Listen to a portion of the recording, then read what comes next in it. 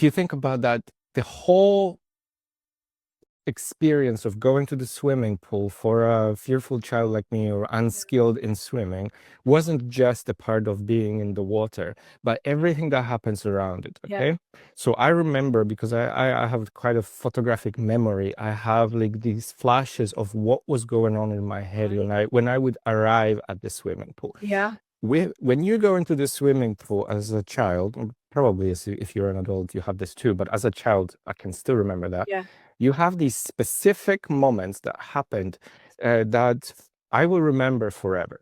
And there are smells, there are sounds, there are things that are associated with it. And it's not just going to the water itself. So one, for example, for me, is the sound of a hairdryer. Okay.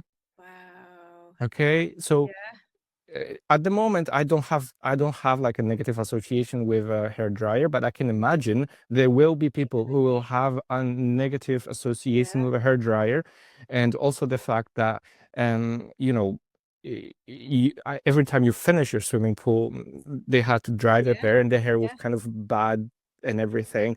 That could be something that many girls or even guys. Look, when I was a young boy, I had actually long hair. So one of the things I found really, really painful to do, and I hated with every part of my soul, was to put on that rubber cap on my long hair. Okay? And I can imagine how bad it is for girls. But there are the other there are the other the cups that are made from a different material. Yeah. Um, but there was another, I think another.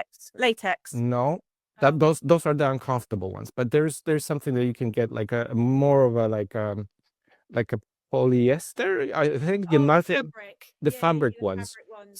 And I was asking my mom to buy me one of these because I just hated that rubber one, and it's pulling your hair, and it's really uncomfortable, and constantly pops out. And I remember this being very uncomfortable and being one of the main reasons why I hated the experience. Another one, and the fact was that in Poland they are strict, and you cannot enter the swimming pool without it. The same in Spain, aren't they? Yeah. Then you had the whole idea of the group of the pupils from the school gathering together in this one spot, and you do smell the chlorine, and you remember that in a few minutes you're gonna have to be there, and you're gonna be embarrassed, and you're gonna have to explain yourself. And there's another thing I'm gonna touch on later, is the swimming teacher that we had was also our PE teacher that I looked up to quite as a young boy. I wanted to be in sports. I wanted to be in sports, and I saw him as this but actually you will not believe that, and we will touch on this for sure, 100%.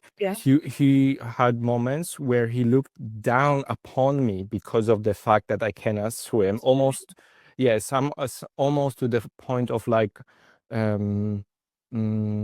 being disrespectful. Yes, he made some disrespectful comments that lasted 40 years. Okay, I'm gonna be 40 next year, and I can still remember things he said in during that time. And I don't know how often this happens, that people can remember something somebody said for 40 years, but for me, it's important. And I will remember this when I teach somebody else. You gotta look out what you say, because this can stay with that kid forever. Words stick. Yeah.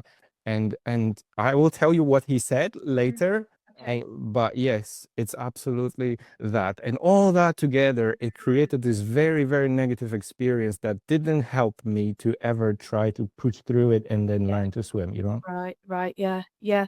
Well, and if you're feeling that uncomfortableness, either you have to do it yourself if you're not getting it from the external. So if there's no one there to say, "Come on, Alan, you can do it," or there was no such thing. A gentle approach, then you're going to retract even more in yourself.